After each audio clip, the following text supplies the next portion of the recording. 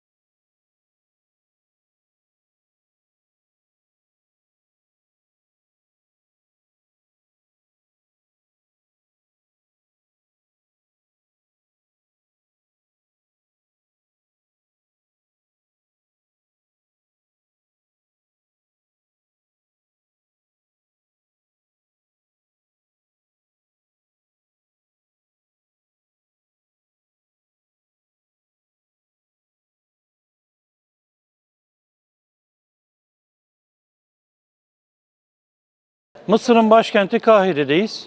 Bulunduğumuz tedarik deposu Refah yolu üzerinde bir depo. Umut ediyoruz ki bir hafta içerisinde bu tırlarımız Gazze'deki kardeşlerimize ulaşacak. İnşallah bunun gayreti ve çalışması içerisinde olacağız.